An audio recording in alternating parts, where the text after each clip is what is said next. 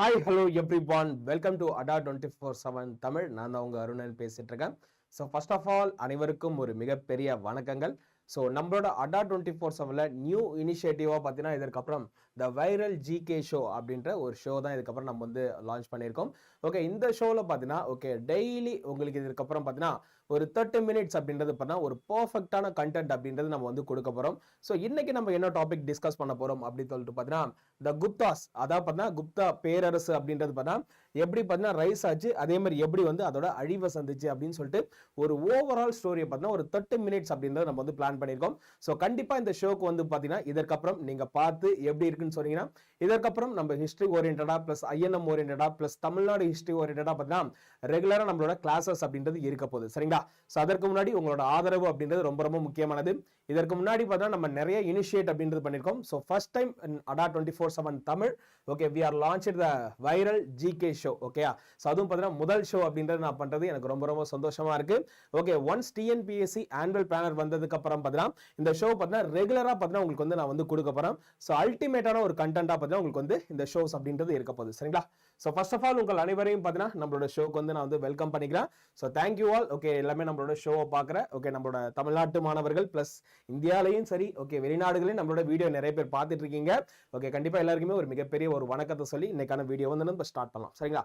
So நம்ம பார்க்கக்கூடிய topic இன்னைக்கு பார்த்தா குப்த பேரரசு. ஓகே, அதான் பார்த்தா குப்தா டைனசிட்டி அப்படின்ற ஒரு டாபிக் தான் பார்க்க போகிறோம். ஸோ இதான் பார்த்தீங்கன்னா ஓவரால் நம்மளோட இந்தியாவில் பார்த்தீங்கன்னா அந்த குப்த பேரரசு எங்கெல்லாம் ஆரிஜினில் இருக்குது அப்படின்றத பார்க்க போகிறோம். ஸோ ஓவராலாக பார்த்தீங்கன்னா நம்ம இந்தியாவில் பார்த்தீங்கன்னா ஸோ இங்கே மேலே இருக்கிறது பார்த்தீங்கன்னா நம்ம என்ன சொல்லுவோம், நார்த் அப்படின்னு சொல்லுவோம். அண்ட் தென் பார்த்தீங்கன்னா இது வந்து பார்த்தீங்கன்னா வெஸ்ட் அப்படின்னு சொல்லுவோம். இந்த சைடு பார்த்தா நம்மளோட ஈஸ்ட் அப்படின்னு சொல்லுவோம். ஸோ இங்கே பார்த்தீங்கன்னா நம்மளோட சவுத். ஓகே, அப்போ நார்த்து வெஸ்ட் அதே மாதிரி ஈஸ்ட் அண்ட் சவுத். ஓகே, இது இப்படி பிரிக்கிறப்ப ஸோ கிட்டத்தட்ட ஓவராலாக பார்த்தீங்கன்னா யாரோட டாமினேஷன் அதிகமாக இருந்திருக்கு அப்படின்னு சொல்லிட்டு போனால் இது ஃபுல்லாகவே யார் ரூல் பண்ண பிளேஸ் அப்படின்னு சொல்லிட்டு பார்த்தா குப்தர்கள் இருக்காங்க தெரியுங்களா, அவங்க தான் பார்த்தீங்கன்னா இந்த பிளேசஸ் எல்லாமே என்ன பண்ணிக்கலாம் ரூல் பண்ணியிருக்காங்க. இதே டைமில் பார்த்தீங்கன்னா ஸோ நம்மளோட சதர்ன் ஹிஸ்டரி இருக்கு தெரியுங்களா, அதை பார்த்தா நம்மளோட சவுத் இந்தியா இருக்கு தெரியுங்களா, குறிப்பாக இந்த இடத்துல பார்த்தீங்கன்னா பல்லவர்கள் இருந்திருக்காங்க, சோழாஸ் இருந்திருக்காங்க, அண்ட் தென் சேராஸ் இருந்திருக்காங்க, அண்ட் தென் பாண்டியாஸ். ஓகே, இவங்க எல்லாமே பார்த்தீங்கன்னா நம்மளோட தமிழ்நாட்டில் என்ன பண்ணியிருக்காங்க அப்படின்னா அல்டிமேட்டா பார்த்தீங்கன்னா ரூல் பண்ணியிருக்காங்க. இதையும் தாண்டி பார்த்தீங்கன்னா இந்த சவுத் இந்தியா அப்படின்னு நம்ம சொல்லுவோம் தெரியுங்களா, தென்னிந்தியா, அங்க பாத்தீங்கன்னா சாதவாகனாஸ் அப்படின்றவங்க பார்த்தீங்கன்னா ரூல் பண்ணியிருந்தாங்க. சரிங்களா? சோ கிட்டத்தட்ட பார்த்தீங்கன்னா ஒரு 300 ஆண்டுகளுக்கு மேல என்ன பண்ணிருக்காங்க அப்படின்னு சொல்லிட்டு பார்த்தா இந்த குப்தா எம்பையர் அப்படின்றவங்க பார்த்தீங்கன்னா ரூல் பண்ணியிருக்காங்க அப்படின்ற ஒரு விஷயம் வந்து நம்மளுக்கு வந்து தெளிவா தெரியுதுப்பா. சரிங்களா? ஓகே, சோ ஃபர்ஸ்ட் பாருங்க, ஒரு குப்த பேரரசோட ஒரு சின்ன இன்ட்ரோடக்ஷன் அப்படின்றத நம்ம வந்து பார்க்க போறோம். சரிங்களா? சோ இன்ட்ரோடக்ஷன் பொறுத்த அளவுக்கு பார்த்தீங்கன்னா நம்மளோட நார்த் இந்தியால யார் வந்து ரூல் பண்ணியிருந்தாங்க அப்படின்னு சொல்லிட்டு பார்த்தா குஷானாஸ் இருக்காங்க தெரியுங்களா, அவங்க தான் பார்த்தா நார்த் இந்தியாவில் வந்து ரூல் பண்ணிருந்தாங்க. அதே மாதிரி நம்மளோட சவுத் இந்தியா, அதாவது பண்ணா தெற்கே அப்படின்றது நம்மளோட சவுத் இந்தியாவை பத்தி தான் இந்த இடத்துல வந்து இண்டிகேட் பண்ணுது. அப்ப சவுத் இந்தியாவில் யார் இருந்தாங்க அப்படின்னு சொல்லிட்டு பண்ணா சாதவாகனாஸ் அப்படின்னு சொல்லிட்டு ஒருத்தவங்க இருந்தாங்க. அதே பேரலி பாத்தீங்கன்னா நம்மளோட தமிழ்நாடு பல்லவர்கள், சேரர்கள், சோழர்கள் மற்றும் பாண்டியர்கள் பார்த்தீங்கன்னா எல்லாமே என்ன பண்ணிருந்தாங்க இந்த இடத்துல ரூல் பண்ணிருந்தாங்க. சரிங்களா? சோ கிட்டத்தட்ட பாத்தீங்கன்னா குப்த பேரரசு எத்தனை ஆண்டுகள் பறந்திருக்காங்க, ஒரு 250 இயர்ஸ் அப்படின்றது குப்த பேரரசு அப்படின்றவங்க பார்த்தீங்கன்னா ரூல் பண்ணியிருக்காங்க அப்படின்ற ஒரு விஷயம் நம்மளுக்கு தெரியுது. சோ இதுல அந்த குப்த பேரரசை யார் வந்து தோற்றுவிச்சாங்க, அதே மாதிரி அந்த குப்த பேரரசை யார் முடிச்சாங்க அப்படின்ற எல்லா விஷயமும் பார்த்தீங்கன்னா இதுல வந்து நம்ம டீடைல்டா பார்க்க போறோம். சரிங்களா? எஸ், சோ ஃபர்ஸ்ட் பாத்தீங்கன்னா ஒரு டாபிக் போறதுக்கு முன்னாடி அதோட இன்ட்ரோடக்ஷன் அப்படின்றது பார்த்தீங்கன்னா பார்க்க போறோம். ஓகேங்களா? சோ இந்த இன்ட்ரோடக்ஷன் பொறுத்த அளவுக்கு நம்மளோட குப்தா டைனசிட்டி அந்த டைம்ல அந்த பர்டிகுலர் பீரியட்ல பார்த்தீங்கன்னா நம்மளோட இந்தியால என்னென்ன வந்து அதிகமா இருந்துச்சு, என்னென்ன கம்மியா இருந்துச்சு அப்படின்றது பார்க்க போறோம். அப்படின்னு பாக்குறப்ப ஃபர்ஸ்ட் இங்க என்னப்பா இருக்கு, நிலப்பிரபுத்துவம் அப்படின்னு சொல்லிருக்காங்க. அப்ப நிலப்பிரபுத்துவம் அப்படின்றது பார்த்தா ஃபியூடலிசம் அப்படின்னு சொல்றாங்க. அதாவது நிலப்பிரபுக்கள் அப்படின்னு பார்த்தா அந்த நிலத்தை வந்து குத்தகை எடுத்திருக்காங்க தெரியுங்களா, அவங்களதான் நம்ம என்ன சொல்றோம் அப்படின்னு சொல்லிட்டு பார்த்தா நிலப்பிரபுக்கள் அப்படின்னு நம்ம சொல்றோம். அப்ப நிலப்பிரபுக்களோட வேலை என்னது, ஒரு நிலம் இருக்கு, அந்த நிலத்துல யாராவது ஒருத்தவங்க வந்து விவசாயம் பண்ணிட்டு இருக்காங்க, அதை குத்தகை எடுத்து அவங்கள்ட்ட வரி வசூலிக்கிறதா பார்த்தா யாரோட வேலை, இந்த நிலப்பிரபுக்களோட வேலை. சரிங்களா? அதே மாதிரி வணிக குழு முறை, கடல் சார்ந்த வாணிபம், அதன் பொருளாதாரத்தின் எழுச்சி. அதாவது குப்தர் பீரியட்ல பார்த்தா அந்த எக்கனாமிக்கல் அப்படின்ற ரொம்ப ஹையா இருந்ததுக்கான காரணம் என்ன அப்படின்னு சொல்லிட்டு பார்த்தா கடல் கடந்த வணிகம். அதாவது பார்த்தா அதுக்கு முன்னாடி பார்த்தா யாருமே என்ன பண்ணல அப்படின்னா கடல் கடந்த வணிகம்லாம் பண்ணல. ஆனா முதல் முறையா பார்த்தா குப்தர்கள் என்ன பண்ணிருக்காங்கன்னா ஒரு மிகப்பெரிய ஒரு வணிகம் அப்படின்றது பல நாடுகளோட பண்ணிருக்காங்க. இதனால பார்த்தா பொருளாதாரத்துல அவங்களுடைய எழுச்சி அப்படின்றது ரொம்ப அதிகமா இருந்திருக்கு. அடுத்து பாருங்க, சான்ஸ்கிரிட்ல பார்த்தா நிறைய இலக்கணங்கள் மற்றும் இலக்கியங்கள் அப்படின்றது படிச்சிருக்காங்க. அதாவது பார்த்தா சமஸ்கிருத மொழி தான் பார்த்தா குப்தர்களோட அலுவல் மொழி அப்படின்னு நம்ம சொல்லுவோம். இந்த மொழியில பார்த்தீங்கன்னா நிறைய புக்ஸ், அதே மாதிரி நிறைய போயட்ஸ், அதே மாதிரி பார்த்தா நிறைய லிட்ரேச்சர் பாட்டு எல்லாமே என்ன பண்ணியிருக்காங்க இந்த சான்ஸ்கிரிட்ல எழுதியிருக்காங்க அப்படின்ற ஒரு விஷயம் தெரியுது. அடுத்து பாருங்க education, art, science, sculpture, architecture இது எல்லாமே பாத்தீங்கன்னா அதோட உச்சகட்டத்தை தொட்டது பாத்தீங்கன்னா குப்தர்களோட காலம். கலையா இருக்கட்டும், ஓவியமா இருக்கட்டும், சிற்பமா இருக்கட்டும், கட்டடக்கலையா இருக்கட்டும், இது எல்லாமே பார்த்தா அதோட உயர்ந்த நிலை அடைந்தது பார்த்தா இந்த குப்தரோட பீரியட் அப்படின்னு நம்ம சொல்லலாம். அடுத்து பாருங்க the lifestyle of the upper classes for peak. அதாவது பார்த்தா rich cut richer, poor cut poor அப்படின்னு சொல்ற மாதிரி பணக்காரன் இருக்க பணக்காரனாவே ஆயிட்டு இருக்கான், ஏழை இருக்க பார்த்தீங்கன்னா ஏழையாவே இருந்திருக்கான். இதனால தான் பார்த்தீங்கன்னா ஒரு சில வரலாற்று ஆசிரியர்கள் என்ன சொல்றாங்க அப்படின்னா குப்தர்கள் காலம் பொற்காலம் கிடையாதுப்பா அப்படின்னு சொல்றாங்க. சார் அப்படின்னு பார்த்தா இந்த இடத்துல கோல்டன் ஏஜ் இருக்கு சார். எஸ், கோல்டன் ஏஜ் தான். அதற்கான காரணம் பார்த்தீங்கன்னா சான்ஸ்கிரிட்ல நிறைய இலக்கண இலக்கியங்கள் இருக்கு. அதே மாதிரி ஒவ்வொரு டிபார்ட்மெண்ட்டும் பார்த்தீங்கன்னா அதோட ஹையஸ்ட், அதாவது உச்சபட்சத்தை வந்து தொட்டுருச்சு. ஆனாலுமே மக்கள் சந்தோஷமா இருக்காங்களா, விவசாயிகள் சந்தோஷமா இருக்காங்கன்னா கிடையாது. ஏன்னா விவசாயிகள் அளவுக்கு அதிகமா என்ன பண்ணிருக்காங்க, கந்து வட்டிக்கு கடன் வாங்கி ஓகே நிலத்தை வந்து உழுதுருக்காங்க. திருப்பி வட்டி கட்ட முடியாம என்ன பண்ணிருக்காங்க, திருப்பி வட்டியும் கட்ட முடியாம அதற்கான அசல் பணத்தையும் கட்ட முடியாம நிறைய பேர் தற்கொலை பண்ணியிருக்காங்க. அப்போ இந்த மாதிரி ஒரு ரூலர் இருக்கப்ப எப்படி நீங்க பொற்காலம் அப்படின்னு சொல்லலாம் சொல்லிட்டு நிறைய வரலாற்று ஆசிரியர்கள் கேள்வி கேட்டுறாங்க. பட் இருந்தாலுமே ரெண்டு சைடும் கம்பேர் பண்ணி பாக்குறப்ப இந்த சைடு கொஞ்சம் அதிகமாவே இருக்கு. ஏன்னா இவ்வளவு விஷயங்கள் பண்ணதால பாத்தீங்கன்னா Gupta period was a golden age அப்படின்னு சொல்றதற்கான காரணம் இதுதான். சரிங்களா? சோ குப்தா பீரியட் பொற்காலம் அப்படின்னு சொல்றதற்கான காரணம் என்னது, அதோட பண்பாட்டின் முதிர்ச்சி அப்படின்னு நம்ம சொல்லலாம். சோ ஃபைனலா பார்த்தா பண்பாட்டு மலர்ச்சியின் காலம் மற்றும் செவ்வியல் கலைகளின் காலம், அதுதான் பார்த்தீங்கன்னா குப்தரோட காலம் அப்படின்னு நம்ம வந்து தாராளமா சொல்லலாம். சரிங்களா? இதான் பார்த்தீங்கன்னா ஓவராலா பார்த்தா குப்தா டைனஸ்டி பட்ட இன்ட்ரோடக்ஷன். சரி, ஓகே. குப்த பேரரசு அப்படின்னு ஒருத்தவங்க இருந்திருக்காங்க. அது என்னென்ன மாதிரியான எவிடன்ஸ் மூலமா நம்மளுக்கு தெரியுது அப்படின்றத நம்ம தெரிஞ்சுக்கணும். அப்ப எவிடன்ஸ் அப்படின்றது ரொம்ப முக்கியப்பா. இப்போ ஒண்ணு இல்ல, இப்போ நம்ம எந்த ஏரால இருக்கோம் அப்படி சொல்லிட்டு போனா 2025ல இருக்கோம். கரெக்டா? அப்போ இந்த 2025ல அருணன் சார் அப்படின்னு ஒருத்தர் இருந்தாரு. அவர் வந்து உங்களுக்கான வகுப்புகள் அப்படின்றது எடுத்திருக்காரு அப்படின்ற விஷயத்த உங்களால எதன் மூலயமா தெரிஞ்சுக்க முடியுது அப்படின்னு சொல்லிட்டு போனா நம்மளோட யூடியூப் இருக்கு தெரியுங்களா, யூடியூப் மூலயமா தெரிஞ்சுக்க முடியுது. கரெக்டா? ஏன்னா எத்தனை வருஷம் கழிச்சு பார்த்தாலுமே பார்த்தா என்னோட வீடியோஸ் அப்படின்றது இருக்க போகுது. அதே மாதிரிதான் அதுவே வரலாற்றுக்கு முந்தைய காலமா இருக்கட்டும், அப்படிலாம் வரலாற்று காலமா இருக்கட்டும், சோ நமக்கு வந்து கிடைத்த அந்த தொல்லியல் பொருட்களை வச்சுதான் நம்மளால என்ன பண்ண முடியுது அப்படின்னு பார்த்தா ஓகே இந்த மன்னர் இந்த காலத்தை சார்ந்தவர், இந்த மன்னர் இந்த இடத்த ரூல் பண்ணியிருக்காங்க, இங்க இப்படிலாம் வியாபாரம் நடந்திருக்கு அப்படின்ற ஒரு விஷயத்த நம்மளுக்கு எதன் மூலயமா தெரியுது, இந்த தொல்லியல் சான்றுகள் இருக்கு தெரியுங்களா, ஆர்கியாலஜிக்கல் எவிடன்ஸ் மூலயமா நம்மளுக்கு வந்து தெளிவா தெரியுது. சரிங்களா? சோ அடுத்தது பாருங்க, குப்த அரசர்களால் வெளியிடப்பட்டுள்ள தங்கம் மற்றும் வெள்ளி நாணயம். அதான் பார்த்தோம்னா அந்த காலத்துல என்ன பண்ணிருக்காங்க, கோல்டு காயின்ஸ் ரிலீஸ் பண்ணிருக்காங்க, அதே மாதிரி சில்வர் காயின்ஸ் ரிலீஸ் பண்ணிருக்காங்க. இது எல்லாமே குப்தர்களோட ஓகே மிக முக்கியமான காயின் அப்படின்னு நம்ம சொல்லலாம். அடுத்து பாருங்க, சமுத்திரகுப்தரோட அலகாபாத் தூண் கல்வெட்டு. அதான் பார்த்தா சமுத்திரகுப்தர் அப்படின்னு சொல்லிட்டு ஒரு கிங் இருக்காருப்பா, அவருடைய அலகாபாத் தூண் கல்வெட்டு தான் பார்த்தா ரொம்ப ரொம்ப முக்கியமான ஒரு கல்வெட்டா பார்த்தீங்கன்னா இந்த நாள் வரையும் நம்ம வந்து சொல்லிட்டு இருக்கோம். அதே மாதிரி பார்த்தீங்கன்னா மெஹரோலி இரும்புத்தூண் கல்வெட்டு அப்படின்னு ஒரு கல்வெட்டு இருக்கு.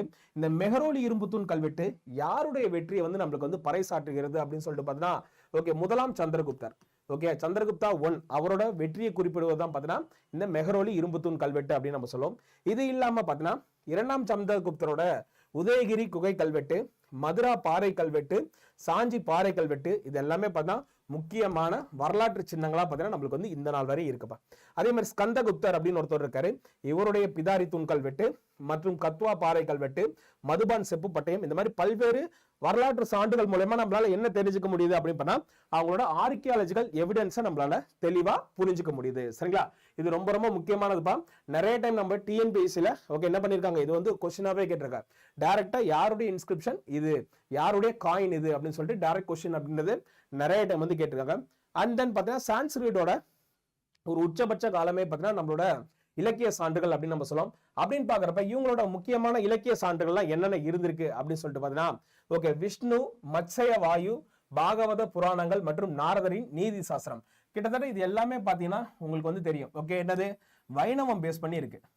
அப்போ அந்த காலத்துல என்ன பண்ணிருக்காங்க, அவங்க வந்து வைணவத்தை ஆதரிச்சிருக்காங்க அப்படின்ற ஒரு விஷயம் தெரியுது. ஓகே குப்தர்கள் என்ன பண்ணிருக்காங்க, வைணவத்தை வந்து ஆதரிச்சிருக்காங்க. அப்ப வைணவத்தை ஆதரிச்சதால ஓகே பிற ஓகே சமயம் இருக்கு தெரியுங்களா, அதை வந்து அவங்க வந்து இழிவுபடுத்தினா அப்படிலாம் கிடையவே கிடையாது.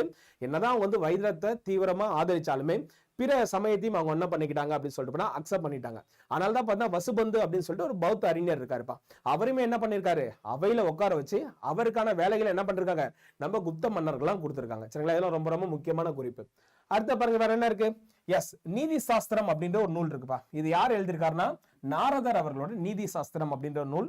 விசாக தத்தர் அப்படின்னு ஒருத்தர் இருக்காரு, இவருடைய தேவி சந்திரகுப்தம் மற்றும் முக்தரா ராட்சசம், இது நிறைய டைம் நம்ம எக்ஸாம்ல கேட்டிருக்காங்க, நோட் பண்ணிக்கோங்க. அண்ட் தென் பானர் அப்படின்னு ஒருத்தர் இருக்காரு, அவருடைய ஹர்ஷ சரிதம் அப்படின்ற ஒரு நூலா இருக்கட்டும்.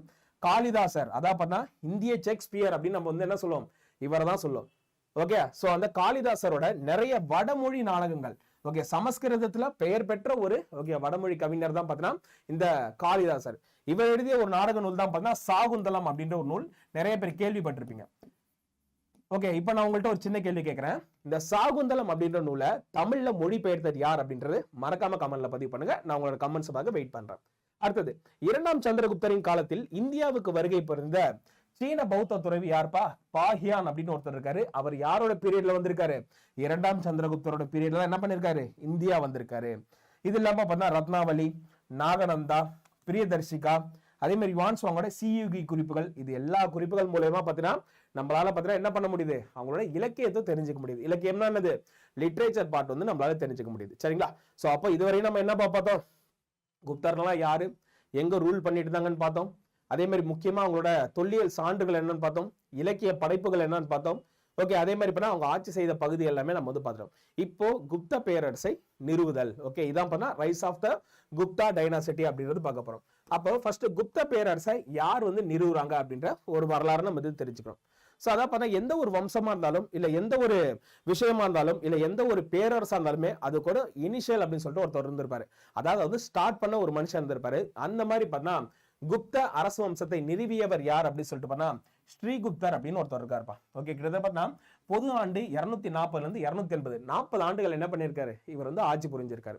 யாரு? ஸ்ரீகுப்தர். அப்ப ஸ்ரீகுப்தர் என்ன பண்றாரு? ஓகே, தொடக்க காலத்துல பாத்தீங்கன்னா ஓகே அவரோட எல்லை எல்லாத்தையுமே பார்த்தா ஓகே நிரூபிக்கிறாரு. அதை பார்த்தீங்கன்னா இது வந்து குப்தா பேரரசு, இது வந்து குப்த அரசு, இது வந்து குப்த அரசு அப்படின்னு சொல்லிட்டு அவரோட எல்லையை நிர்மாணித்து என்ன பண்றாரு? ஒரு அரசனா பாத்தீங்கன்னா என்ன பண்றாரு? தன்னைத்தானே அறிவித்துக் கொள்கிறார். அவர் தான் பாத்தீங்கன்னா குப்த வம்சத்தை தோற்றுவித்த ஸ்ரீகுப்தர் அவர்கள்.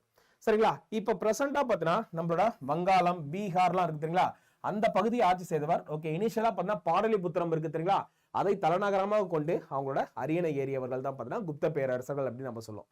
சரிங்களா? அடுத்து பாருங்கப்பா, நாணயங்களில் முதலாக இடம்பெற்றுள்ள குப்த அரசர் ஸ்ரீகுப்தர். Okay, he was the first Gupta ruler to be featured in the coin அப்படின்னு சொல்லிருக்காங்க.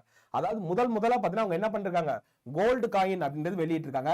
அதுல முதலா பாத்தீங்கன்னா இவரோட உருவம் பொறிக்கப்பட்ட நாணயம் தான் வந்திருக்கு. ஏன்னா இவர் தான் ஃபவுண்டர். அப்ப ஃபவுண்டர்ன்றப்ப என்ன பண்றாரு? நம்மளோட அரசு வந்து இதற்கப்புறம் பின்னாடி வரக்கூடிய சந்ததிகள் தெளிவா படிச்சு தெரிஞ்சுக்கணும்னு சொல்லிட்டு முதலா பாத்தீங்கன்னா தங்க காயின் வந்து வெளியிடுறாரு. அதுல இவரோட உருவம் பாத்தீங்கன்னா பொறிச்சு விட்டுருக்காரு. இது ரொம்ப ரொம்ப முக்கியமான ஒரு விஷயம். அடுத்த பாருங்க, இந்த ஸ்ரீகுப்தர் இருக்காரு தெரியுங்களா, ஸ்ரீகுப்தருக்கு ஒரு பையன் இருக்காங்கப்பா. அவர் பேர் என்ன அப்படின்னு சொல்லிட்டு பண்ணா கடோத்கஜர் அப்படின்னு சொல்றாங்க. இவர் வந்து பெயரளவு தான் பாத்தீங்கன்னா ஒரு கிங்கா இருந்திருக்காரு. ரொம்ப பெரிய வீரதீர செயல்கள்லாம் இவர் வந்து செய்யல. சரிங்களா? அப்ப கடோத்கஜர் என்பவர் பாத்தீங்கன்னா ஸ்ரீகுப்தரோட பையன். சரிங்களா? நம்மளோட வரலாற்றுல 2 பேர் என்ன சொல்றாங்க அப்படின்னு பண்ணா மகாராஜா அப்படின்னு சொல்லிட்டு இண்டிகேட் பண்றாங்க. என்னது? மகாராஜா. ஓகே, மகாராஜா அப்படின்னு யார சொல்றாங்க அப்படின்னு பாத்தீங்கன்னா ஓகே இவர் இருக்காரு தெரியுங்களா, ஸ்ரீகுப்தர் அண்ட் கடோத்கஜர் இருக்காரு தெரியுங்களா. சோ கடோத்கஜர் மற்றும் ஸ்ரீகுப்தர் இந்த 2 பேரும் என்ன சொல்றாங்க பாத்தீங்கன்னா வரலாற்றுல மகாராஜா என்று அறியப்பட்டனர். இது ரொம்ப ரொம்ப முக்கியமானது. நிறைய கல்வெட்டுகள்ல பாத்தீங்கன்னா இந்த 2 பேரும் என்ன பண்றாங்க? மகாராஜா அப்படின்னு சொல்லிட்டு ஓகே டைட்டில் அப்படின்றது கொடுக்குறாங்கப்பா. எஸ். ஓகே, நெக்ஸ்ட் பாருங்க, 1ஆம் சந்திரகுப்தர். ஓகே, இவர் தான் பார்த்தா first emperor of the Gupta dynasty அப்படின்னு சொல்லுவோம். அதான் பார்த்தா முதல் பேரரசர் என அறியப்பட்டவர் யார் அப்படின்னு சொல்லிட்டு பார்த்தா இந்த 1ஆம் சந்திரகுப்தர். அதற்கான காரணம் என்ன? ஃபர்ஸ்ட் என்ன சொன்னோம் நம்ம? கிங் அப்படின்னு சொல்லிட்டு யாரை சொன்னோம்? ஸ்ரீகுப்தர் மற்றும் கடோத்கஜர் சொன்னோம். இவர் என்ன சொல்றோம்? பேரரசர் அப்படின்னு சொல்றோம். அப்ப பேரரசுக்கும் அரசருக்கும் என்ன வித்தியாசம்? அரசர் அப்படின்ற ஒரு பிளேஸ் ரூல் பண்றது. பேரரசர் என்னது?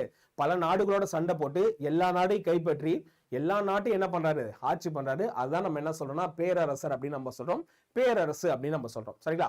அப்போ he was the first emperor of the Gupta dynasty அப்படின்னு சொல்றதுக்கான காரணம் என்ன அப்படின்னு சொல்லிட்டு பார்த்தா ஓகே லிச்சாவி அப்படின்ற ஒரு கனசங்கம் இருக்குப்பா. அந்த லிச்சாவி அப்படின்ற ஒரு கனசங்கத்தோட இளவரசி தான் யார் அப்படின்னு சொல்லிட்டு பார்த்தா குமாரதேவி அவர்கள். இந்த குமாரதேவி என்ன பண்றாரு அப்படின்னா 1ஆம் சந்திரகுப்தர் அவர்கள் திருமணம் செஞ்சுக்கிறார். ஓகே, திருமணம் செஞ்சதால என்ன ஆகுது அப்படின்னு சொல்லிட்டு பண்ணா ஓகே 2 ஓகே சோ பிரிவினர் இருக்காங்க தெரியுங்களா. இந்த பக்கம் குப்தர்கள் இருக்காங்க, இந்த பக்கம் வந்து லிச்சாவி இருக்காங்க. 2 பேர் என்ன பண்றாங்க? சேர்ந்துட்டாங்க. அப்போ நாளடைவில் சந்திரகுப்தர் 1க்கு எதுவா இருந்தாலும் பிரச்சனை இருந்தாலும், அதாவது 1ஆம் சந்திரகுப்தருக்கு என்ன பிரச்சனை இருந்தாலுமே யார் வந்து கேட்பாங்க? லிச்சாவி அப்படின்னு ஒரு கனசங்கம் மொத்தமா வரும். அப்போ ஒரு மிகப்பெரிய வலிமை வாய்ந்த ஒரு சங்கம் அது. அப்ப அவர் என்ன பண்றாரு அப்படின்னு சொல்லிட்டு பண்ணா பல நாடுகளை வந்து சண்டை போட்டு கைப்பற்றாரு. அதுக்கான மிக முக்கியமான காரணம் யாரு? அந்த லிச்சாவி அப்படின்ற ஒரு கனசங்கம். அப்ப அதனால அவர் என்ன பண்றாரு அப்படின்னா ஒரு நாணயம் எழுதி வெளியிடுறாரு. இங்க பாத்தீங்கன்னா உங்களுக்கு வந்து தெரியும். சோ இதான் பாத்தீங்கன்னா 1ஆம் சந்திரகுப்தர், இவங்க தான் பாத்தீங்கன்னா குமாரதேவி. ஓகே, இந்த இடத்துல பாத்தீங்கன்னா ஒரு சின்ன வாசகம் இருக்கும். ஓகே, இந்த இடத்துல பார்த்தீங்கன்னா ஒரு சின்ன வாசகம் இருக்கும். அது என்ன இருக்கு அப்படி சொல்லிட்டு பார்த்தோம்னா லிச்சாவயா, புரியுதுங்களா? லிச்சாவயா என்ற வாசகம் பொறிக்கப்பட்ட தங்க நாணயத்தை வெளியிட்ட குப்த மன்னர் யார் அப்படின்னு பார்த்தீங்கன்னா முதலாம் சந்திரகுப்தர் அவர்கள். அதே மாதிரி முதலாம் சந்திரகுப்தரோட வெற்றி குறிப்புகளை நம்மளுக்கு எந்த கல்வெட்டு மூலயமா தெரிஞ்சுக்கிறோம் அப்படின்னு சொல்லிட்டு பார்த்தா மெஹரோலி இரும்புத்தூண் கல்வெட்டு. இதான் அந்த மெஹரோலி இரும்புத்தூண்.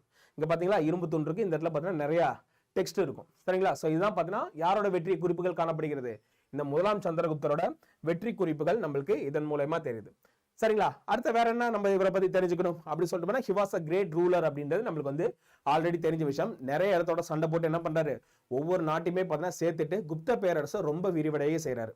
ஓகே, அந்த குப்த பேரரசை இன்னும் பேரும் புகழமா ஆக்கிறதுக்கான மிக முக்கியமான காரணமா இருந்தது பார்த்தா சமுத்திரகுப்தர் அவர்கள்.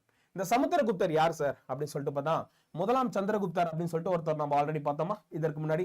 அந்த முதலாம் சந்திரகுப்தரோட ஓகே சந்தா யார் அப்படின்னு சொல்லிட்டு பார்த்தா சமுத்திரகுப்தர். நிறைய பேர் என்ன நினைச்சிட்டு இருப்போம் அப்படின்னு சொல்லிட்டு பார்த்தா முதலாம் சந்திரகுப்தரோட பையன் தான் பார்த்தீங்கன்னா இரண்டாம் சந்திரகுப்தர் அப்படின்னு சொல்லிட்டு நம்ம நினைச்சிட்டு இருப்போம். ஓகேங்களா? சோ முதலாம் சந்திரகுப்தரோட மகன் தான் பாத்தீங்கன்னா நம்ம யாரை நினைச்சிட்டு இருப்போம்னா சமுத்திரகுப்தர் அப்படின்னு சொல்லிட்டு ஒருத்தர் வந்து நினைச்சிட்டு இருப்போம். ஓகே, ஆனா இதுல முக்கியமா நம்ம தெரிஞ்சுக்க வேண்டியது என்ன அப்படின்னு சொல்லிட்டு போனா முதலாம் சந்திரகுப்தரோட பையன் இரண்டாம் சந்திரகுப்தர் கிடையாது. ஓகே, ரெண்டு பேர் யாரு, தாத்தா பேர மாதிரி. அப்போ இந்த முதலாம் சந்திரகுப்தரோட பையன் யார் அப்படின்னு சொல்லிட்டு பார்த்தா சமுத்திரகுப்தர் இருக்காரு தெரியுங்களா, அவர் தான் பாத்தீங்கன்னா இவரோட பையன். அப்போ நம்ம குப்த பேரரசு இருக்கு தெரியுங்களா, அதோட த கிரேட் ரூலர் அப்படின்னு நம்ம இவர் தான் சொல்லுவோம். அதான் இதற்கு முன்னாடி பார்த்தது ஃபர்ஸ்ட் எம்பீரியர் அப்படின்னு நம்ம பார்த்தோம். இவர் பார்த்தீங்கன்னா த கிரேட்டஸ்ட் கிங் அப்படின்னு நம்ம சொல்லுவோம். அதற்கான காரணம் என்ன அப்படி சொல்லிட்டு போனா கடல் கடந்து என்ன பண்ணிருக்காரு, நாடுகளை சண்டை போட்டிருக்காரு. அந்த நாட்டை எல்லாமே என்ன பண்ணிருக்காரு, வெற்றி குறிப்புகளா இவர் பார்த்தீங்கன்னா மாத்திருக்காரு, சரிங்களா? அதனாலதான் இவர் நம்ம என்ன சொல்றோம் பார்த்தா குப்த வம்சத்தின் தலை சிறந்த அரசர் என அறியப்பட்டவர் யார் அப்படின்னு சொல்லிட்டு பார்த்தீங்கன்னா சந்திரகுப்தர் அவர்கள், சமுத்திரகுப்தர் அவர்கள் 335ல இருந்து 380 வரை என்ன பண்ணிருக்காருன்னா ரூல் பண்ணிருக்காரு. அடுத்த பாருங்க, இங்க ஒரு பெரிய கல்வெட்டு இருக்கு. என்ன கல்வெட்டுனா அலகாபாத் தூண் கல்வெட்டு அப்படின்னு சொல்லிட்டு. அப்ப அலகாபாத் தூண் கல்வெட்டு யாருடைய வெற்றி குறிப்புகளை நம்மளுக்கு வந்து கொடுக்குது அப்படின்னு பார்த்தா சமுத்திரகுப்தரோட வெற்றி குறிப்புகளை தான் நம்மளுக்கு வந்து கொடுக்குது. அதே மாதிரி சமுத்திரகுப்தரோட அவைக்கள புலவர் ஒருத்தர் இருக்காரு, ஹரிசேனர். இந்த ஹரிசேனர் தான் என்ன பண்ணிருக்காரு அப்படின்னா இந்த அலகாபாத் தூண் கல்வெட்டு இருக்கு தெரியுங்களா, அதுல இருக்கக்கூடிய ஓகே டெக்ஸ்ட் எல்லாமே அவர் தான் பார்த்தீங்கன்னா பொறிச்சிருக்காரு. அதனாலதான் என்ன சொல்லுவாங்க அப்படின்னா சமுத்திரகுப்தரின் அவைக்கள புலவரான ஹரிசேனர் இயற்றிய பிரயாகை அப்படின்றது தான் பார்த்தீங்கன்னா மெய்கீர்த்தி அப்படின்னு சொல்லுவாங்க. இதுதான் அலகாபாத் தூண்ல பார்த்தா பொறிக்கப்பட்டுள்ளது அப்படின்ற ஒரு வரலாறுமே இருக்கு. இதை தாண்டி பார்த்தா இவருக்கு வந்து நிறைய ஓகே தெய்வீக பட்டம் அப்படின்றதும் கொடுக்காங்க. கொடுப்பா பார்த்தீங்கன்னா தெய்வபுத்திர சாகான சாகி அப்படின்ற ஒரு குஷான பட்டம் அப்படின்றத கொடுக்குறாங்க. நிறைய நாடுகளோட இவர் சண்டை போடுறாருப்பா. குறிப்பா பார்த்தீங்கன்னா நம்ம வட இந்தியா தென்னிந்தியாலாம் இருக்கு தெரியுங்களா, இந்த மாதிரி பல்வேறு நாடுகளோட சண்டை போட்டு என்ன பண்றாரு, எல்லா நாடுகளும் கைப்பற்றாரு. எல்லாத்தையுமே மேஜரா என்ன பண்ண வைக்கிறாரு, கப்பம் கட்ட வைக்கிறாரு. இதுதான் ரொம்ப ரொம்ப முக்கியமானது. அப்போ கப்பம் கட்டுறதுனா என்ன சார் அப்படின்னு பார்த்தீங்கன்னா இப்போ ஒரு நாடு இருக்கு, அந்த நாடோட நான் என்ன பண்றேன், சண்டை போடுறேன். சண்டை போட்டு அந்த நாட்டை ஜெயிச்சுட்டேன் அப்படின்னா ஓகே நான் வந்து என்னோட ஊர்ல இருக்க என்ன பண்ணுவேன், அந்த நாட்டை வந்து ஆட்சி பண்ணுவேன். அப்ப அந்த ஊர்ல எந்த ஒரு நல்லது கெட்டதுனாலும் என்னோட பர்மிஷன் அப்படின்றது முக்கியம். அதே மாதிரி அங்க ஏதாவது ஓகே விவசாயிகள் வந்து அறுவடை செய்யறாங்க அப்படின்னா ஓகே இத்தனை பர்சன்டேஜ் அப்படின்னு சொல்லிட்டு என்ன பண்ணணும், மன்னனுக்கு வந்து கொடுத்துடணும். அதனாலதான் பாத்தீங்கன்னா நிலப்பிரபுக்களோட அந்த முக்கியத்துவம் அப்படின்றது ரொம்ப அதிகமா இருந்துச்சு அப்படின்னு நம்ம பார்த்தோம். நிலப்பிரபுக்கள் வந்து இருக்க பாத்தீங்கன்னா பணக்காரங்க ஆயிட்டு இருந்தாங்க அப்படின்னு சொல்லிட்டு இன்ட்ரோடக்ஷன் பார்த்தோம்னா அதுக்கான காரணம் இதுதான். அடுத்த பாருங்க, தென்னிந்தியாவில் பல்லவ நாட்டு அரசர் விஷ்ணுகோபன் அப்படின்னு ஒருத்தர் இருக்காருப்பா. அப்போ இவங்களோட சேம் பீரியட்ல பாத்தீங்கன்னா என்ன பண்ணிருக்காங்க, நம்ம தமிழ்நாட்டுல குறிப்பா பல்லவ நாடுன்னு சொல்லுவோம் தெரியும், காஞ்சிபுரம் சொல்லுவோம் தெரியுங்களா, அங்க விஷ்ணுகோபனை என்ன பண்ணிருக்காரு அப்படின்னா சமுத்திரகுப்தர் அவர்கள் தோற்கடிச்சிருக்காரு. இதையும் தாண்டி 9 வட இந்திய அரசர்கள், அடுத்த 12 தென்னிந்திய அரசர்களை என்ன பண்ணிருக்காரு, கப்பம் கட்ட வச்சிருக்காரு. அப்ப கிட்டத்தட்ட 21 நாடுகள் என்னது இவரோட கண்ட்ரோல்ல இருக்கு. அதனாலதான் இவர் என்ன சொல்றோம், நம்ம தலை சிறந்த அரசர் அப்படின்னு நம்ம சொல்றோம். அப்ப எல்லா நாடும் இவரோட கண்ட்ரோல்ல இருந்துச்சுன்னா கொஞ்சம் யோசிப்பாங்க, இவர் என்ன சொல்றாரோ அதுதான் சட்டம். ஓகே, அந்த அளவுக்கு பாத்தீங்கன்னா இவர் என்ன பண்ணிருக்காரு, ஓகே சோ நாட்டை வந்து பயங்கரமா பாத்தீங்கன்னா ஆட்சி பண்ணிருக்காரு அப்படின்ற ஒரு விஷயம் தெரியுது. அப்போ என்ன பண்ணிருக்காரு, பல நாடுகளை இவர் வந்து கைப்பற்றதால V.S. ஸ்மித் அப்படின்னு ஒருத்தர் இருக்காரு. அவர் என்ன சொல்றாருன்னா சமுத்திரகுப்தரை இந்திய நெப்போலியன் என்று அழைத்தனர். யார் அழைச்சாங்க அப்படின்னு சொல்லிட்டு V.S. ஸ்மித். இது நிறைய டைம் நம்ம எக்ஸாம்ல கேட்டிருக்காங்கப்பா. V.S. ஸ்மித் தான் பார்த்தீங்கன்னா சமுத்திரகுப்தரை பார்த்தீங்கன்னா இந்திய நெப்போலியன் அப்படின்னு சொல்லிட்டு அழைச்சிருக்காரு. அதே மாதிரி பார்த்தா இந்த சமுத்திரகுப்தர் பீரியட்ல இலங்கையோட அரசர் மேகவர்மன் அப்படின்னு ஒருத்தர் இருக்காரு. அவர் என்ன பண்றாரு அப்படின்னு சொல்லிட்டு பார்த்தா நிறைய பரிசு பொருட்களை வந்து சமுத்திரகுப்தருக்கு அனுப்புறாரு. அனுப்பிட்டு ஓகே அந்த கயால வந்து பாத்தீங்கன்னா எங்களுக்கு வந்து ஒரு மடம் கட்டுறதுக்கு எங்களுக்கு அனுமதி கொடுங்க அப்படின்னு சொல்றாரு. அதாவது புத்த கயா அப்படின்ற ஒரு பிளேஸ் இருக்கு, அந்த இடத்துல எங்களுக்கு வந்து ஒரு பௌத்த மடம் கட்டுறதுக்கு அனுமதி கொடுங்க.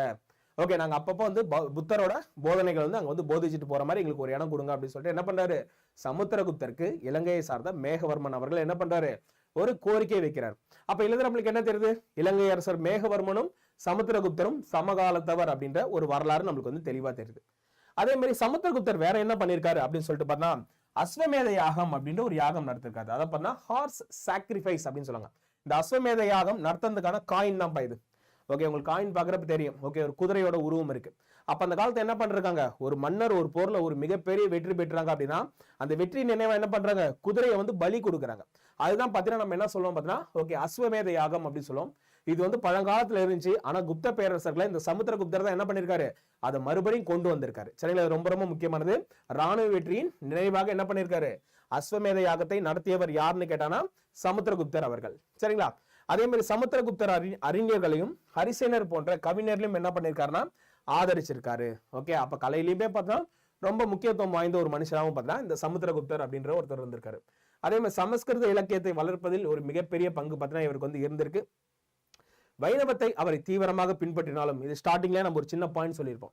ஏன்னா ஓகே அவங்களோட ஓகே சோ என்னது, அவங்க வைணவத்தை தான் என்ன பண்றாங்க, பின்பற்றாங்க. பட் இருந்தாலுமே பிற மதத்தை அவங்க என்ன பண்ணல அப்படி பண்ணா இழிவுபடுத்தல, பிற சமயத்திலே அவங்க வந்து இழிவுபடுத்தல. அப்ப என்ன பண்றாங்கன்னா நிறைய பௌத்த அறிஞர்களையும் என்ன பண்ணிருக்காங்க, அறிவில் சிறந்த அறிஞர்களையும் அவங்களோட அவையில உட்கார வச்சு ஓகே அவங்க மூலமா என்ன பண்ணிருக்காங்க, அந்த அவையை வந்து நடத்திருக்காங்கன்ற ஒரு வரலாறு நம்மளுக்கு வந்து இருக்கு. அதுதான் வைணவத்தை அவர் தீவிரமாக பின்பற்றினாலும் வசுபந்து போன்ற மாபெரிய பௌத்த அறிஞரையும் என்ன பண்ணிருக்காருன்னா ஆதரிச்சிருக்காருப்பா. ஓகே, அதே மாதிரி பார்த்தா கவிதை மற்றும் இசை வந்து வாசிக்கிறதுல பார்த்தா ரொம்ப வல்லவர் இவர். அதனால இவருக்கு என்ன சொல்லுவாங்க அப்படின்னு பார்த்தா கவிராஜா அப்படின்ற ஒரு பட்டமும் பார்த்தீங்கன்னா கொடுத்திருக்காங்க, ஒரு டைட்டில். ஓகே, கவிதை மற்றும் இசை பிரியரான இவருக்கு கவிராஜா என்ற பட்டமும் வழங்கப்பட்டது. அதனால இவர் என்ன பண்றாரு அப்படின்னு சொல்லிட்டு பண்ணா வீணை வாசிக்கிற மாதிரி ஒரு காயின். ஓகே, இதுல பாத்தீங்கன்னா வயலின் வாசிக்கிற மாதிரியே பார்த்தா உங்களுக்கு வந்து ஒரு காயின் இருக்கும். ஸோ வீணை வாசிப்பது போன்ற நாணயத்தை வெளியிட்டவர் யார் அப்படின்னு சொல்லிட்டு பார்த்தீங்கன்னா எஸ் ஆப்வியஸ்லி பார்த்தீங்கன்னா சமுத்திரகுப்தர். இது நம்ம நிறைய டைம் வந்து எக்ஸாம்பிள் எப்படி கேட்டாங்க அப்படின்னா கவிராஜா என்று அறியப்பட்டவர் யார், அதே மாதிரி இந்திய நெப்போலியன் என்று அறியப்பட்டவர் யார், ஓகே வீணை வாசிப்பது போன்று தங்க நாணயத்தை வெளியிட்டது யார், குப்த பேரரசின் தலை சிறந்த அரசர் யார், ஓகே மேகவர்மன் யாரிடம் ஓகே கயாவில் எனக்கு வந்து ஒரு பௌத்த மடம் கட்டணும் அப்படின்னு சொல்லிட்டு பர்மிஷன் கேட்டாங்க, வட இந்தியால 9 அரசுகள், தென்னிந்தியால 12 அரசுகளை கைப்பற்றினது யாரு. இந்த மாதிரி தான் பார்த்தா இவரை பார்த்தீங்கன்னா நிறைய கேள்விகள் அப்படின்றது கேட்டுட்டு இருக்காங்க. சரிங்களா, அதே மாதிரி பண்ணா சமுத்திரகுப்தர் அப்படின்னா நம்மளுக்கு என்ன கல்வெட்டு ஞாபகம் வரணும், அலகாபாத் தூண் கல்வெட்டு தான் ஞாபகம் வரணும். சரிங்களா, எஸ் ஓகே சூப்பர். அடுத்து நம்ம யாரை பத்தி பார்க்க போறோம்னா இரண்டாம் சந்திரகுப்தரை பத்தி பார்க்க போறோம். இந்த இரண்டாம் சந்திரகுப்தர் கிட்டத்தட்ட பார்த்தீங்கன்னா ஓகே ஒரு 35 ஆண்டுகளுக்கு மேல பார்த்தீங்கன்னா ஆட்சி புரிஞ்சிருக்காரு இரண்டாம் சந்திரகுப்தர். அப்ப இரண்டாம் சந்திரகுப்தர் யார் அப்படின்னு சொல்லிட்டு போனா சமுத்திரகுப்தரோட பையன். நான் கடைசியா ஒரு சின்ன கிராஃப் மட்டும் போடுறேன்ப்பா, அது நீங்க பாத்தீங்கன்னா யாரு கீழே யார் வருவாங்கன்ற ஒரு ஐடென்டிபிகேஷன் அப்படின்னு ரொம்ப ஈஸியா உங்களுக்கு வந்து புரியும். அப்ப இரண்டாம் சந்திரகுப்தரை நம்ம என்ன சொல்றோம் பாத்தீங்கன்னா விக்ரமாதித்தன் அப்படின்னு நம்ம சொல்றோம். ஓகே, இரண்டாம் சந்திரகுப்தரன் விக்ரமாதித்தன் அப்படின்னு நம்ம சொல்றோம். சோ இவரும் என்ன பண்றாரு அப்படின்னு சொல்லிட்டு பண்ணா பாடலிபுத்திரம் இருக்கு தெரியுங்களா, அந்த பேச வந்து தலைநகராக ஓகே கொண்டு என்ன பண்றாரு, ஓகே மிகப்பெரிய ஒரு ஆட்சி வந்து பண்றாருப்பா. சரிங்களா, அதே மாதிரி அந்த காலத்துல இருக்கின்ற எல்லா குப்த மன்னர்களும் அந்த தெய்வீக உரிமை கோட்பாடு அப்படின்ற ஒரு கோட்பாடை நம்பி இருந்தாங்க. அது என்ன சார் தெய்வீக உரிமை கோட்பாடு அப்படின்னு சொல்லிட்டு பார்த்தீங்கன்னா நாங்க வந்து கடவுளால் அனுப்பப்பட்ட தூதுவர்கள். ஓகே, நாங்க வந்து உங்களுக்கு வந்து ரெஸ்பான்சிபிளா இருக்கணும்னு அவசியம் கிடையாது, எங்களுக்கு ரெஸ்பான்சிபிள் கடவுள் தான். ஆனா இங்க இருக்கீங்க தெரியுங்களா, எல்லாருமே எங்களுக்கு ரெஸ்பான்சிபிளா இருக்கணும், நாங்க என்ன சொல்றோமோ அதுதான் நீங்க வந்து கேட்கணும் அப்படின்னு சொல்லிட்டு அந்த தெய்வீக உரிமை கோட்பாடை பார்த்தா எல்லாமே முன் வச்சாங்க. அதனால்தான் பரம தெய்வத, பரம பட்டாரக, பரம பாக்கியத, இந்த மாதிரி பல்வேறு பட்டங்களை பார்த்தீங்கன்னா என்னது அவங்களோட பெயருக்கு பின்னாலும் இணைச்சுக்கிட்டாங்கன்ற ஒரு வரலாறு இருக்கு. சரிங்களா, அதே மாதிரி இந்த இரண்டாம் சந்திரகுப்தர் என்ன பண்றாரு அப்படின்னு சொல்லிட்டு பார்த்தீங்கன்னா இவர் தாத்தா மாதிரியே இவர் வந்து ஒரு பிளான் பண்றாரு. அப்படி என்ன சார் ஒரு தாத்தா மாதிரி பிளான் பண்றாரு அப்படின்னு சொல்லிட்டு நிறைய திருமணங்கள் செய்வதன் மூலமாக எல்லா நாடுகளும் கைப்பற்றலாம் அப்படின்னு சொல்லிட்டு இரண்டாம் சந்திரகுப்தர் நினைக்கிறாரு. அதற்கு தகுந்த மாதிரி பார்த்தீங்கன்னா பக்காவா ஒரு பிளான் பண்ணி என்ன பண்றாரு, நிறைய நாடோட போர் எடுக்கிறாரு. போர் எடுத்து அந்த நாட்டோட இளவரசி எல்லாம் பார்த்தா திருமணம் பண்ணிக்கிறாரு. திருமணம் பண்றதா என்ன ஆகுது, பிற நாடுகள் எல்லாமே பார்த்தா கண்டிப்பா இவருக்கு வந்து சப்போர்ட் பண்ணி தான் ஆகணும். அப்ப இந்த மாதிரி பல திருமணங்கள் செய்வதன் மூலமாக பல நாடுகளை பார்த்தா கைப்பற்றியவர் தான் பார்த்தா இந்த இரண்டாம் சந்திரகுப்தர் அப்படின்றவர். சரிங்களா, அதே மாதிரி ஒரு டைம் இவர் என்ன பண்றாரு அப்படின்னு சொல்லிட்டோம்னா ராணுவ முக்கியத்துவம் வாய்ந்த ஒரு நாடு இருக்குப்பா. ஓகே, ராணுவ முக்கியத்துவம் வாய்ந்த ஒரு நாடு இருக்கு. அதான் பாத்தீங்கன்னா அந்த வாகடகம் அப்படின்ற ஒரு பிளேஸ். அந்த வாகடகம் அப்படின்ற ஒரு பிளேஸ் பாத்தீங்கன்னா ஓகே குதிரைப்படைக்கு ரொம்ப ரொம்ப பெயர் போனது. கிட்டத்தட்ட குப்தர்களோட கல்வெட்டுகள்ல சேனாபதி அப்படின்ற ஒரு டெர்மினாலஜியே கிடையாது. ஆனா சில வாகடக கல்வெட்டுகள்ல பாத்தீங்கன்னா சேனாபதி அப்படின்ற ஒரு வேர்டு இருக்கு. அதற்கான காரணம் என்னன்னா திருமண உறவு. அப்போ இருக்க இருக்க பாத்தீங்கன்னா இரண்டாம் சந்திரகுப்தருக்கு என்னது வயசாயிட்டே போயிட்டு இருக்கு. இவரால் திருப்பி திருமணம் பண்ண முடியாது. அப்ப இவர் இன்னொரு பிளான் என்ன பண்றாரு அப்படின்னா, இவரோட பொண்ணு ஒருத்தவங்க இருக்காங்க பிரபாவதின்னு சொல்லிட்டு. அந்த பிரபாவதி என்ன பண்றாங்கன்னா வாகட இளவரசருக்கு பண்ண திருமணம் செஞ்சு வைக்கிறாங்க. அப்ப இதனால என்ன ஆகுது, இந்த இரண்டாம் சந்திரகுப்தர் எந்த நாட்டோட சண்டை போட்டாலும் ஓகே மருமகன் இந்த வாகட இளவரசர் என்ன பண்ணணும், இவருக்கு வந்து சப்போர்ட் பண்ணி தான் ஆகணும். மாமனார் மருமகனோட பிரச்சனை அது சரிங்களா, கண்டிப்பா சப்போர்ட் பண்ணி தான் ஆகணும் அப்படி சொல்லிட்டு என்ன பண்றாங்க அப்படி சொல்லிட்டு பண்ணா ரெண்டு பேருக்குள்ள பாத்தீங்கன்னா ஒரு மியூச்சுவல் அண்டர்ஸ்டாண்டிங் இருக்கு. அப்பதான் பாத்தீங்கன்னா இரண்டாம் சந்திரகுப்தர் மிகப்பெரிய ஒரு பிளான் பண்றாரு. என்ன அப்படின்னு சொல்லிட்டு பண்ணா கிட்டத்தட்ட 400 ஆண்டுகள் யாருமே அசைக்க முடியாத ஒரு பிளேஸ் இருந்துச்சு. ஓகே என்ன அப்படின்னு சொல்லிட்டு மேற்கு மாவலம் குஜராத் ஆகிய பகுதிகளை 400 ஆண்டுகளாக ஆட்சி செய்த சாக மன்னர்கள் இருக்காங்க தெரியுங்களா, அந்த சாகர்களை மொத்தமா என்ன பண்றாரு அழிச்சிட்டாரு. அந்த சாகர்களை அழித்ததால் இவருக்கு ஒரு சிறப்பு பெயருமே இருந்துச்சு. அந்த சிறப்பு பெயர் என்ன அப்படின்னு சொல்லிட்டு சாகரி. ஓகே சாகரி அப்படின்ற ஒரு சிறப்பு பெயரும் யாருக்கு வந்துச்சுன்னு பாத்தீங்கன்னா இரண்டாம் சந்திரகுப்தர் அவர்களுக்கு வந்துச்சு. சரிங்களா, இங்க இருக்காரு தெரியுங்களா, இவர் தான் பாத்தீங்கன்னா இரண்டாம் சந்திரகுப்தர். நம்ம பள்ளி பாட புத்தகத்திலே பாத்தீங்கன்னா மென்ஷன் பண்ணிருப்பாங்க, காயின்ல பாத்தீங்கன்னா அவரோட போட்டோ போட்ட மாதிரி. ஓகேப்பா, நெக்ஸ்ட் பாருங்க, கலை இலக்கியம் அறிவியல் ஆகிய துறைகளில் சிறந்து விளங்கிய நவரத்தினங்கள். நவரத்தினம்னா பொதுவாக நம்ம என்ன சொல்லுவோம் 9 சொல்லுவோம். இப்ப நவரத்தின கல் அப்படின்னா 9 கல் அப்படின்னு நம்ம சொல்லுவோம். அப்ப அந்த நவரத்தினங்கள் எனக்கு அழைக்கப்பட்ட அந்த 9 அறிஞர்கள் இருக்காங்க தெரியுங்களா, அந்த 9 அறிஞர்கள் யாரோட அவையில இருந்தாங்கன்னா இந்த இரண்டாம் சந்திரகுப்தர் இருக்காரு தெரியுங்களா, இவரோட அவையில தான் பிறந்தாங்க. குறிப்பா பாத்தீங்கன்னா சமஸ்கிருத கவிஞரான காளிதாசர், சமஸ்கிருத புலவரான ஹரிசேனர், அகராதியை உருவாக்கிய அமரசிம்மர், மருத்துவர் தன்வந்திரி, சுர்ஸ்தர், இந்த மாதிரி எல்லாமே என்ன பண்ணிருக்காங்க இந்த இரண்டாம் சந்திரகுப்தர் இருக்காரு தெரியுங்களா, அவரோட அவையை வந்து அலங்கரிச்சிருக்காங்க. அதே மாதிரி பாகியான் அப்படின்னு சொல்லிட்டு ஒரு சீன பயணி இருக்காருப்பா. அந்த பாகியான் அப்படின்ற ஒரு பண்ணா யாருடைய டைம்ல நம்மளோட இந்தியாவுக்கு வந்தாங்க அப்படின்னு சொல்லிட்டுனா இந்த இரண்டாம் சந்திரகுப்தர் இருக்காரு தெரியுங்களா, அவரோட காலத்துக்கு தான் பார்த்தீங்கன்னா பாகியான் என்ற சீன பயணி பார்த்தீங்கன்னா இந்தியாவுக்கு வந்து வந்திருப்பாங்க. அதே மாதிரி இந்த பாகியான் பார்த்தீங்கன்னா என்ன பண்ணிருக்காரு, நம்ம நாட்டோட வளங்கள்லாம் என்ன பண்ணிருக்காருன்னா அவரோட அயல் நாட்டவரின் குறிப்புகள்ல பார்த்தீங்கன்னா எழுதி வச்சிருக்காரு. குறிப்பா பார்த்தீங்கன்னா குப்த பேரரசோட வளம் குறித்து ஓகே இந்த பாகியான் தான் பார்த்தீங்கன்னா நிறைய பதிவுகள் அப்படின்றது செஞ்சிருக்காரு. அடுத்து முக்கியமான இன்னொரு விஷயம் என்ன அப்படின்னு சொல்லிட்டு பார்த்தீங்கன்னா இவருக்கு முன்னாடி இருந்த எல்லா குப்த மன்னர்களும் பார்த்தீங்கன்னா தங்க நாணயத்தை மட்டும் தான் வெளியிட்டாங்க. ஆனா முதலா இவர் தான் என்ன பண்ணியிருக்காரு அப்படின்னு சொல்லிட்டு பார்த்தா வெள்ளி நாணயத்தை வெளியிட்டிருக்காரு. இது ரொம்ப ரொம்ப முக்கியமானது சரிங்களா. சோ ஸ்ரீகுப்தரா இருக்கட்டும், கடோத்கஜரா இருக்கட்டும். ஓகே, அடுத்தது பாத்தீங்கன்னா இரண்டாம் சந்திரகுப்தரோட ஆட்சி காலத்துல தான் பாத்தீங்கன்னா முதல் முறையா பாத்தீங்கன்னா பாகியான் அப்படின்ற ஒரு பௌத்த அறிஞர் என்ன பண்ணிருக்காருன்னா இங்க வந்து வந்திருக்காரு சரிங்களா. சோ பாகியான் அப்படின்றது பாத்தீங்கன்னா ஓகே அவர் வந்து ஒரு அயல் நாட்டவர் சரிங்களா. சோ அவர் வந்து என்ன பண்றாரு அப்படின்னா ஓகே இந்த இடத்துல வந்து பாத்தீங்கன்னா புத்த மதம்னா எப்படி இருக்கு அப்படின்னு சொல்லிட்டு பாக்குறதுக்காக வந்திருக்காரு. அப்ப இந்த இரண்டாம் சந்திரகுப்தரோட காலத்துல தான் பாத்தீங்கன்னா பாகியான் என்ற சீன பயணி பார்த்தீங்கன்னா ஓகே இங்க வந்து வந்திருக்காரு பௌத்த அறிஞர் சரிங்களா. அதே மாதிரி பாகியான் என்ன பண்ணிருக்காரு அப்படின்னு சொல்லிட்டு பார்த்தா ஓகே குப்த பேரரசு இருக்காங்க தெரியல, அவங்களோட வளங்களை என்ன பண்ணிருக்காருன்னா பதிவு செஞ்சிருக்காரு. ஓகே யாரு, குப்த பேரரசோட ஒட்டுமொத்த வளங்கள் அந்த ரிசோர்சஸ் எல்லாத்தையும் என்ன பண்ணிருக்காருன்னா இவர் வந்து பதிவு பண்ணிருக்காரு.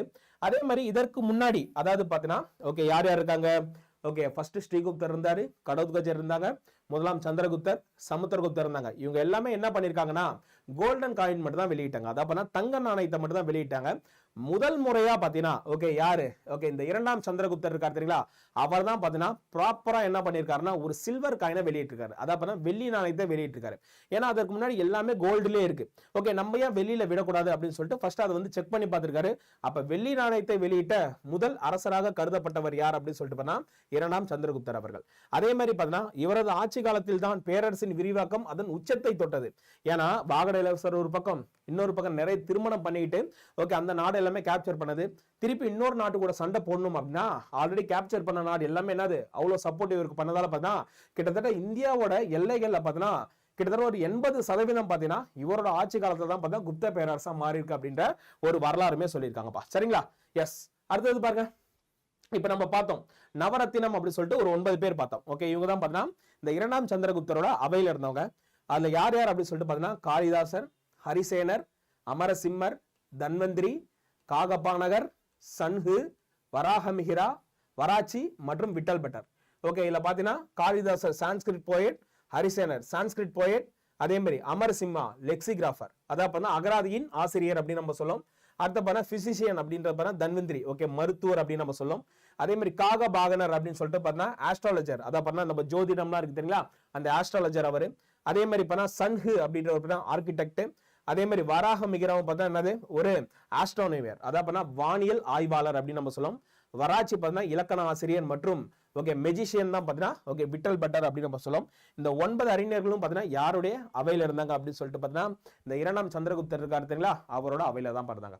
ஸோ 2ஆம் சந்திரகுப்தருக்கு அப்புறம் அவரோட பையன் ஒருத்தர் வந்தாரு, அவர் தான் பார்த்தீங்கன்னா முதலாம் குமாரகுப்தர். ஓகே, முதலாம் குமாரகுப்தர். ஆக்சுவலி இந்த முதலாம் குமாரகுப்தரை நம்ம என்ன சொல்லுவோம் அப்படின்னு சொல்றோம்னா சக்கராதித்தர் அப்படின்னு நம்ம சொல்லுவோம்.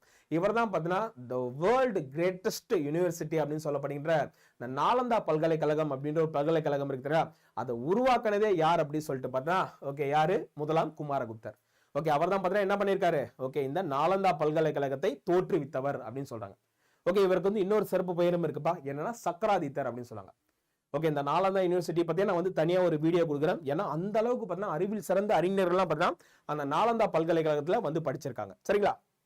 அதுக்கப்புறம் முதலாம் குமாரகுப்தருக்கு வந்து ஒரு பையன் இருந்தார். அவர் தான் யார் அப்படின்னு சொல்லிட்டு போனா இந்த ஸ்கந்தகுப்தர் அப்படின்றவர். இந்த ஸ்கந்தகுப்தர் தான் பார்த்தீங்கன்னா okay the last great king அப்படின்னு சொல்றதே இவர் தான். அதாவது கிரேட் கிங்னா என்னது, கடைசி பேரரசர் யாருன்னா இந்த ஸ்கந்தகுப்தர் அப்படின்னு சொன்னாங்க. ஏன்னா இந்த ஸ்கந்தகுப்தரோட பீரியட்ல தான் பார்த்தீங்கன்னா இந்த ஹியூன்ஸ் அப்படின்னு சொல்லப்படுகின்ற ஹியூனர்கள் இருக்காங்க தெரியுங்களா, அவங்க வந்து என்ன பண்ணிருக்காங்கன்னா குப்த பேரரசை இந்தியாவுக்குள்ள வந்து அட்டாக் பண்ணிருக்காங்க. ஓகே, ஃபர்ஸ்ட் டைம் இவர் என்ன பண்ணிருக்காருன்னா ஹியூனர்களை ஓகே ஈஸியா என்ன பண்றாருன்னா சமாளிச்சிட்டாரு. ஆனா அதுக்கப்புறம் ஹியூனர்கள் என்ன பண்றாங்க, ஒரு பெரிய படையை வந்து திரட்டிட்டு வராங்க. ஆனா இவரால் சமாளிக்க முடியல. அதனால என்ன ஆச்சு அப்படின்னு சொல்லிட்டு ஒட்டுமொத்தமான குப்த பேரரசையும் என்ன பண்றாங்க, வீழ்ச்சி அடைய வச்சுட்டாங்க. குப்த பேரரசோட கருவூலமே என்ன ஆயிடுச்சு, காலி ஆயிடுச்சு. அப்ப கருவூலமே காலி ஆயிடுச்சுன்னா அரசன் நடத்துறதுக்கு காசு எங்க இருக்கு, எங்கேயுமே கிடையாது. அப்ப என்ன ஆகுது அப்படின்னு சொல்லிட்டு ஆல்ரெடி அவங்க கண்ட்ரோல்ல இருந்த எல்லா அரசுகளுமே பண்ணா சுதந்திர அரசர்களா மாறிட்டாங்க. இதுக்கப்புறம் குப்தர்லா அவங்க வந்து என்ன காசே இல்லை அவங்கள்ட்ட, இதுக்கப்புறம் நாங்க எதுக்கு அவங்க கூட இருக்கணும்னு சொல்லிட்டு எல்லாமே பிரிஞ்சு போயிட்டாங்க. இதனால பாத்தீங்கன்னா குப்த பேரரசு கொஞ்சம் கொஞ்சமா என்னாச்சு, அதன் சரிவை தொடங்கியது. அப்போ he was the last great king of the Gupta dynasty. யார் அப்படின்னு சொல்லிட்டு பார்த்தா இங்க இருக்கக்கூடிய ஸ்கந்தகுப்தரை தான் நம்ம வந்து சொல்லும். அதுக்கப்புறம் ஸ்கந்தகுப்தர் இறந்ததுக்கு அப்புறம் பார்த்தா குப்த பேரரசு என்ன ஆச்சுன்னா கொஞ்சம் கொஞ்சமா பார்த்தா அதோட வீழ்ச்சியை வந்து சந்திக்க ஆரம்பிச்சுட்டு, இருந்தாலுமே பார்த்தா ஓகே பல ஆண்டுகள் அப்படின்ற குப்த அரசு இருந்துச்சு. ஆனா இதற்கு முன்னாடி பார்த்தா ஒரு பேரரசாலாம் கிடையாது. ஏன்னா கொஞ்சம் கொஞ்சமா வீழ்ச்சி வந்து சந்திக்க ஆரம்பிச்சிருச்சு. சோ அதனால என்ன சொல்றாங்க வரலாற்றுல, குப்த வம்சத்தின் கடைசி அரசர் யார் அப்படின்னு சொல்லிட்டு பார்த்தா விஷ்ணுகுப்தர் அப்படின்னு ஒருத்தர் இருக்கார். He was the last king of the Gupta dynasty. இதுக்கு முன்னாடி என்னது, the last great king வந்து யார் சொல்லுவோம், நம்ம ஸ்கந்தகுப்தர் சொல்லுவோம். the great king அப்படின்னா பாத்தீங்கன்னா ஓகே யார் அப்படின்னா விஷ்ணுகுப்தர். He was a last king அப்படின்னு நம்ம சொல்லலாம். அப்ப கடைசி பேரரசர் அப்படின்னு கேட்டானா ஸ்கந்தகுப்தர், கடைசி அரசர் அப்படின்னு சொல்லிட்டு கேட்டனா விஷ்ணுகுப்தர். இவரோட பாத்தீங்கன்னா இந்த ஆட்சி அப்படியே கொஞ்சம் கொஞ்சமா புரிஞ்சு. சோ இவர் வந்து பொது ஆண்டு 540 இருந்து 550 வரையும் ஆட்சி புரிஞ்சாரு. அதுக்கப்புறம் ஒட்டு மொத்தமா என்ன ஆயிடுச்சு, குப்த அரசு காணாமலே போயிடுச்சு அப்படின்ற ஒரு வரலாற்றோட ஓகே இந்த வகுப்பு நம்மளும் என்ன பண்ண போறோம் அப்படின்னா முடிக்க போறோம். சரிங்களா?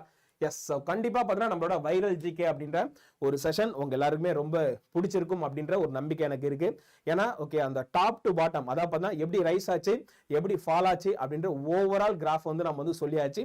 இது முழுக்க பார்த்தீங்கன்னா நம்மளோட டிஎன்பிஎஸ்சி, டிஎன்எஸ்ஆர்பி, அதே மாதிரி எஸ்ஐ, பிசி, ஈவன் பார்த்தா நம்ம என்டிபிசி படிக்கின்ற எல்லா மாணவர்களும் பயன்படுற மாதிரி தான் இருக்கும்.